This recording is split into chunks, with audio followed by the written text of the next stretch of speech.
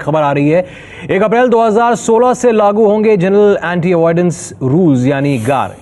ये कहा है वित्त मंत्री पी चिदम्बरम ने, लेकिन खास बात यह है कि गार एनआरआई और विदेशी संस्थागत निवेशकों पर लागू नहीं होंगे।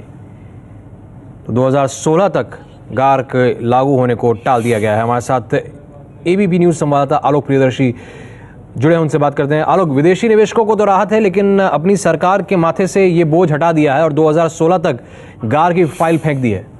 जाहिर सी बात है, बिल्कुल इसका मतलब सीधे सीधे ये होगा कि सरकार जो है, यूपीए सरकार जो गार को लेकर इतनी इसको अपना महत्वाकांक्षी एक प्रोजेक्ट समझ रही थी और चाह रही थी कि जितने भी मॉरिशस या इस तरह के रूट से पैसे जो बाहर से इंडिया में निवेश होते हैं उस पर टैक्स लगाया जाए। वो फिलहाल लगता है सरकार ने इरादा छोड़ दिया और आगे आने वाले दिनों में 2016 तक ये इस मामले को टाल दिया गया। और एक चीज और मैं आपको बता दूं कि जो सरकार ने ये कहा है कि जो इनकम टैक्स एक्ट का जो 90 यानी कि जो डबल टैक्सेशन जो सिस्टम होता था, उसके तहत जो कोई भी एफआई अगर उससे फायदा लेना चाहता है तो उस पर गार नहीं अप्लाई होगा। यानी कि जो भी डबल टैक्सेशन अवॉइडेंस एक्ट को चाहता है उसका उस पर गार अप्लाई। तो यानी कुल मिलाकर एफआई को बिल्कुल राहत नहीं मिल है। और बीच में जो गार का जब प्रपोजल सरकार लेके आई थी तो जाहिर सी बात आपने देखा था किस तरह से मार्केट में जो विदेशी इन्वेस्टमेंट है वो गिरा था।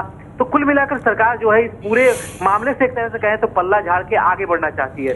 पहले 1 अप्रैल 2014 से गार लागू होना था, लेकिन अब इसे टाल दिया गया है। 2016 तक ये अमल में नहीं आएगा। ये बात वित्त मंत्री पी चिदम्बरम ने कही है।